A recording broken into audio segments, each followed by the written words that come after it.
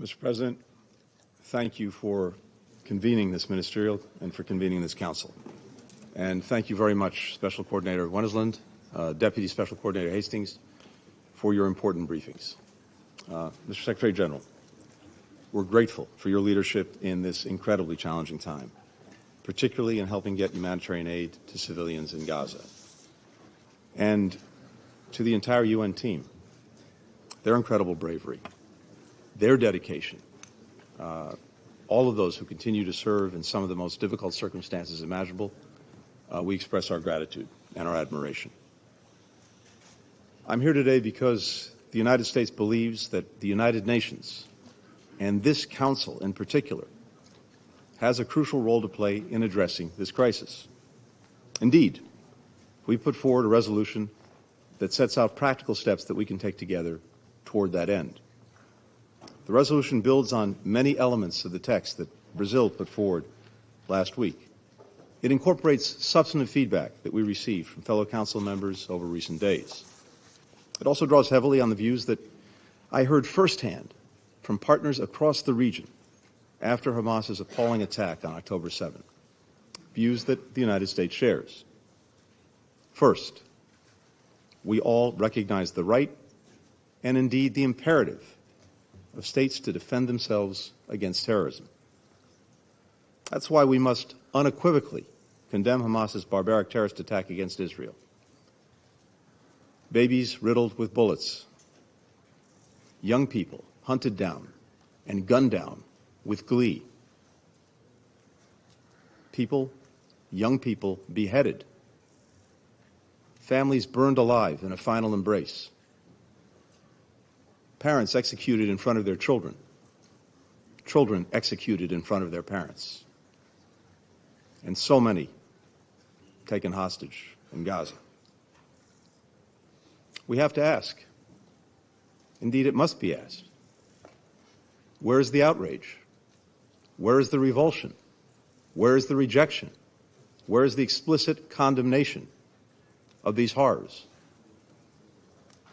We must affirm the right of any nation to defend itself and to prevent such horror from repeating itself. No member of this council, no nation in this entire body could or would tolerate the slaughter of its people.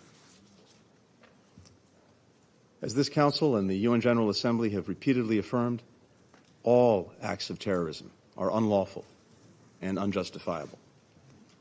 They're unlawful and unjustifiable whether they target people in Nairobi or Bali, in Luxor, Istanbul or Mumbai, in New York or Kibbutz Berry.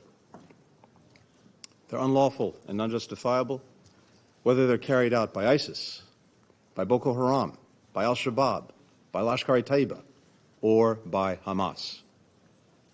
They're unlawful and unjustifiable whether victims are targeted for their faith, their ethnicity, their nationality, or any other reason. And this Council has a responsibility to denounce member states that arm, that fund, and train Hamas, or any other terrorist group that carries out such horrific acts. Let's not forget that among the more than 1,400 people that Hamas killed on October 7 were citizens from more than 30 UN member states, including many of the members around this very table. The victims included at least 33 American citizens. Every one of us has a stake. Every one of us has a responsibility in defeating terrorism. Second, we all agree on the vital need to protect civilians. As President Biden has made clear from the outset of this crisis, while Israel has the right, indeed the obligation, to defend itself, the way it does so matters. We know Hamas does not represent the Palestinian people, and Palestinian civilians are not to blame for the carnage committed by Hamas. Palestinian civilians must be protected. That means Hamas must cease using them as human shields. It's hard to think of an act of greater cynicism. It means Israel must take all possible precautions to avoid harm to civilians. It means food, water, medicine, and other essential humanitarian assistance must be able to flow into Gaza and to the people who need them. It means civilians must be able to get out of harm's way. It means humanitarian pauses must be considered for these purposes. The United States has worked relentlessly to make real these principles.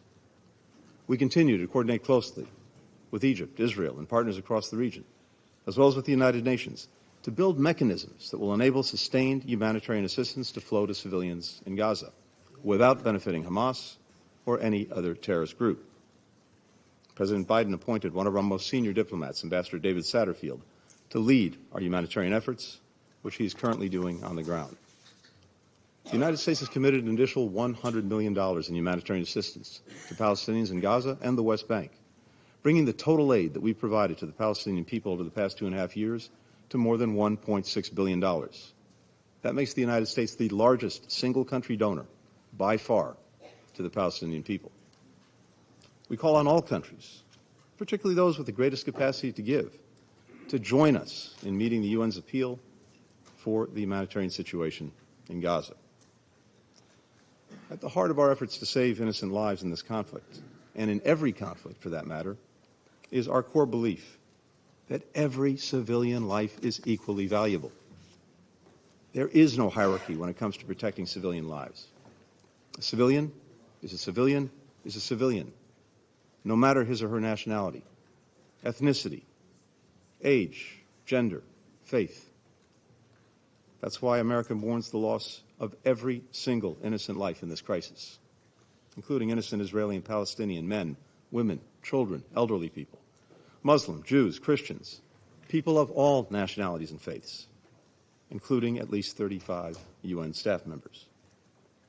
That's why it's imperative that we work to protect all civilians in this conflict, to prevent more deaths atop the many that have already occurred. The value we place on civilian life is the driving force behind our efforts to secure the release of hostages held by Hamas and other terrorist groups in Gaza. I, as others have, had the occasion to meet with families of those missing and suspected to be in the hands of Hamas on my recent trip. Several, as you know, are in this room with us today. None of us can imagine the nightmare they're living, something no family should have to endure.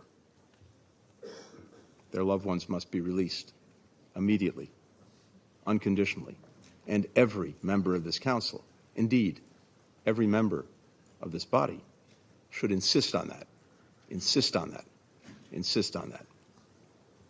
We're grateful to Qatar, to Egypt, to the ICRC for helping secure the release of 4 of Hamas's hostages.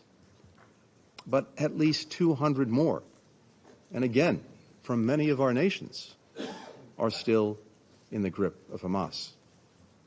So, again, I implore every member here, use your voice, use your influence, use your leverage to secure their unconditional and immediate release.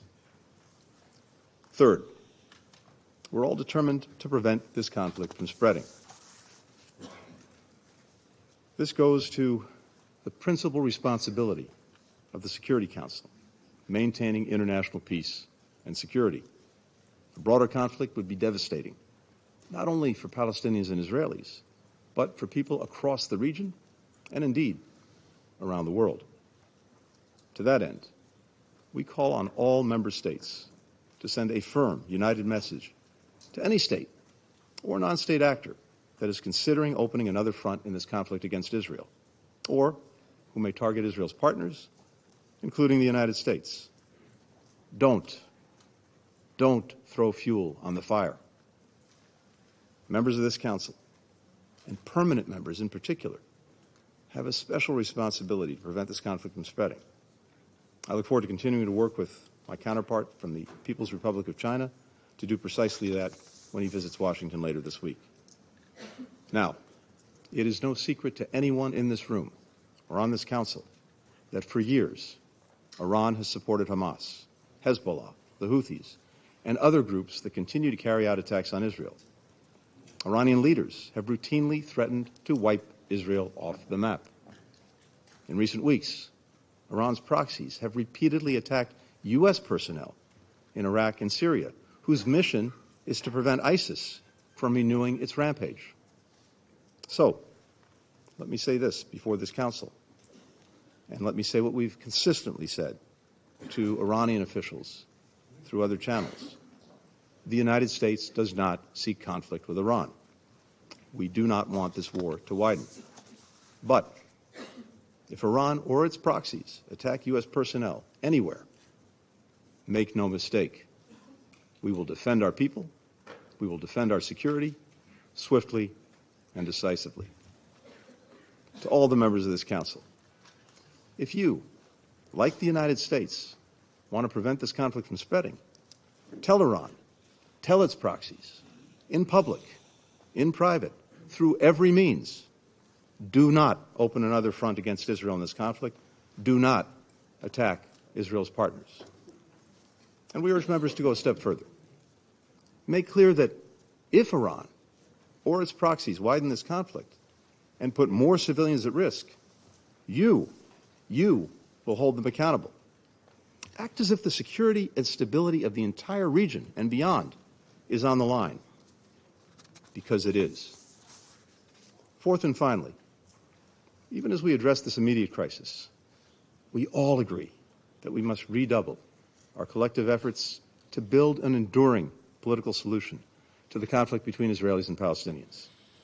The only road to lasting peace and security in the region, the only way to break out of this horrific cycle of violence, is through two states for two peoples.